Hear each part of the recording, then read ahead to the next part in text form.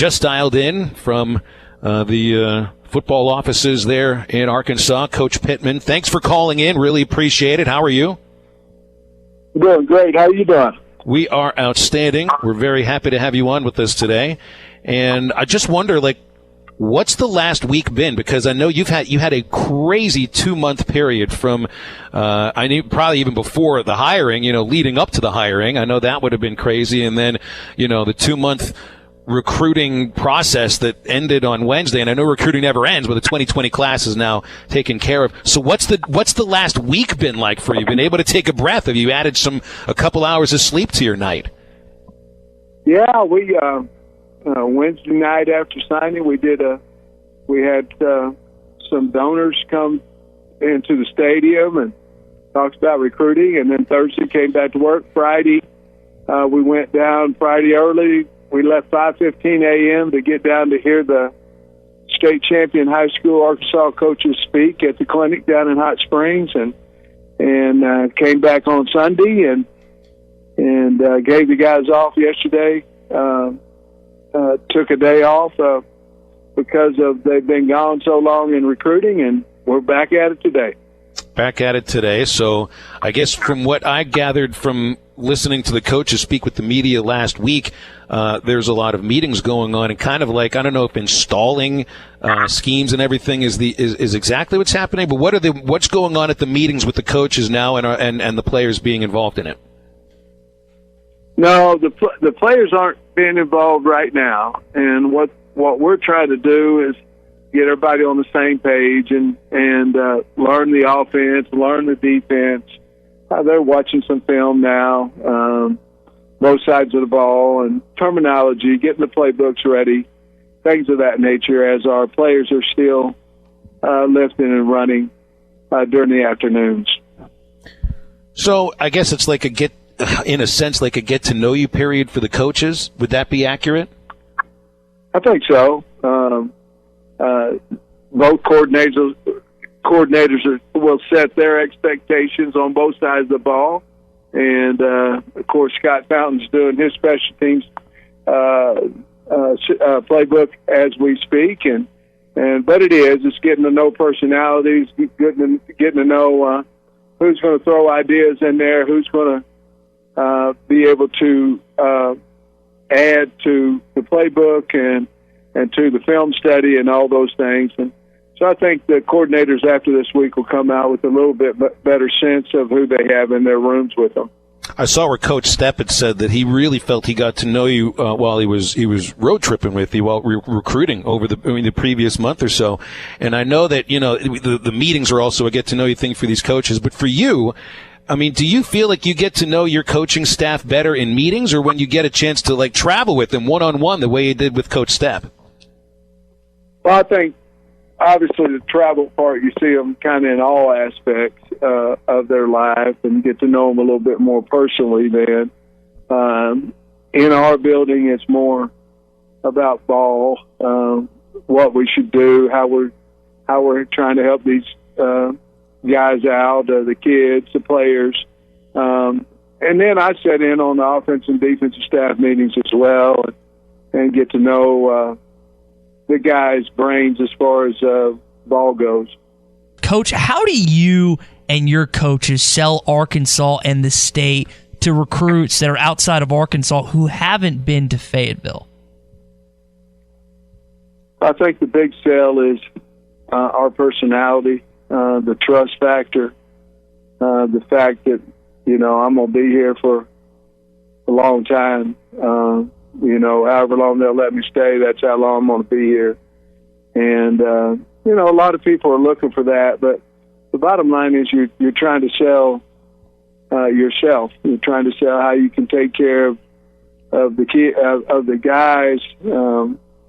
But more importantly, I think you said it, we're just trying to get them to campus, and we're trying to get them to campus by our personalities, by our work ethic, of how many times we text them. We're trying to outwork everybody in recruiting. And all we have to do is get them on campus, and when we do, we have a chance. So we believe that as well. Coach, what do you think the most difficult task is in turning this program around to be an SEC competitor? I think it's just building confidence. Anytime a program's gone through what we have over the last 2 to 4 years, you have to instill confidence. And to be honest with you, right now that's in the weight room. We have to get bigger, have to get stronger, obviously faster. But that weight room comes with confidence. You start feeling better about yourself, and of course, never talking about the past. We don't want to do that. It has nothing to do with the future, nothing to do with us. And we're going to try to forget that, and we're going to try to build on where we are today and try to get better every day and go to work. We're a blue-collar team.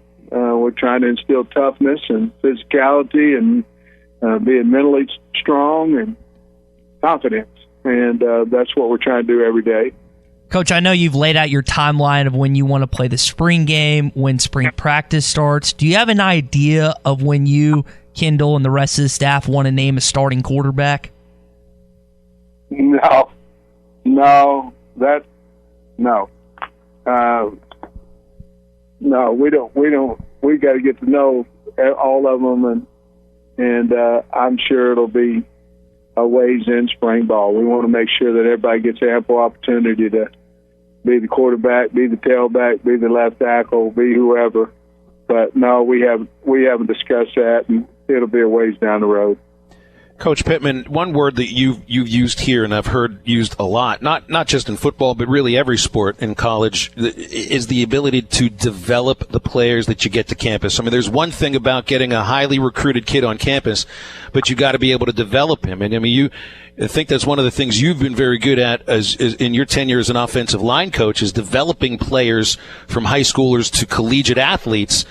And part of that is also, I think, the confidence that these kids need to feel that they're being developed. So for you, when you get a kid on campus, how do you stem into an SEC caliber player? I guess, what you've done with linemen. Where does the process start? Well, I think it has to do with confidence. We're still going to continue to pour confidence into your teammates. I think the better they can get along, the better they like the atmosphere on the team, I think the better they can be early.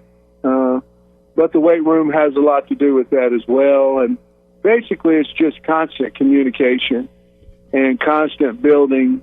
Just because a kid's highly recruited doesn't necessarily mean that he is highly ready.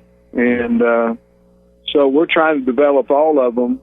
But we don't believe in de-recruiting and all that kind of stuff. We are who we are. And as long as we'll just continue to stay the way that we are, I think kids can relate to that. And we want to make sure we don't put anybody on the back burner. In other words, you get a freshman come in here, we're not looking to redshirt him. We're looking for him to start.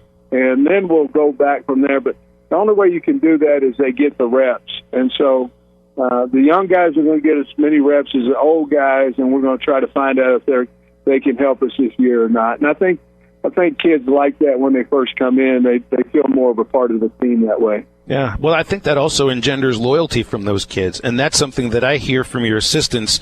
Guys like Ryan Rhodes. I think also Brad Davis. A few of the others have used the word loyalty for how they feel about you. You're obviously really good at developing relationships with all kinds of people. At your heart, when you're getting to know somebody, whether it's an incoming player or a new coach or whomever, a parent, what do you think is the most important part of building a relationship that's on trust? Well, I think you always have to be the same person. One. And number two, I think whatever comes out of your mouth, it has to be legitimate. It has to be, you have to think about it. It can't sound like a salesman. It just has to be who you are.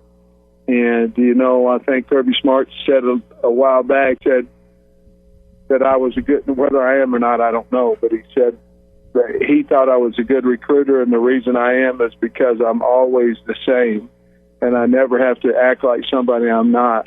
And I don't want to ever tell somebody something that can't have the possibility of coming true. And so I watch that a lot when I talk to people. But to be honest with you, you have to make people feel important. You know, you have to make, when you're talking to somebody, they have to feel more important than the guy talking to them. And if you do that, I think that's called recruiting or building relationships or however you want to call it. But if I'm talking to you, I need you to feel more important than what I am. And, Coach, we've seen that genuine side of you, obviously, with the opening day press conference, the emotions that kind of flowed out of you. And you've spoken to the fact that when you were in high school in Grove, Oklahoma, that you wanted to play for the Razorbacks and Lou Holt. What pulled you to Arkansas being an Oklahoma guy when a lot of your friends were probably Sooners and Cowboys fans growing up? The hog. I just loved the mascot. I mean, I did. I bought a little hog mascot, you know, where the head bounces around, you know. I don't know if y'all remember that, but you could. I got some bobbleheads. I've got plenty of them. Yeah. And I gave it to a girlfriend of mine back in high school, and I'll never forget that. And then just being recruited, and, you know, Arkansas beat Oklahoma in the Orange Bowl, and my uncle and my cousins lived in Dover, over there by Russellville.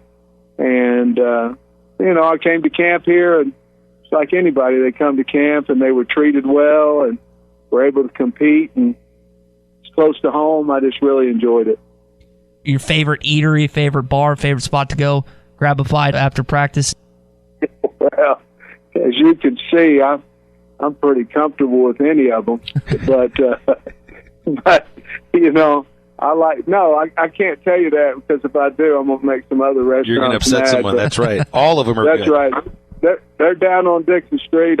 There's a few of them down there I love to go down to, especially when the kids aren't around. You know, it's a lot easier to go down there and get in a little bit faster. But no, I tell you what, Northwest Arkansas has a lot of great eating, several, and of course you can tell by my look, I enjoy all of them.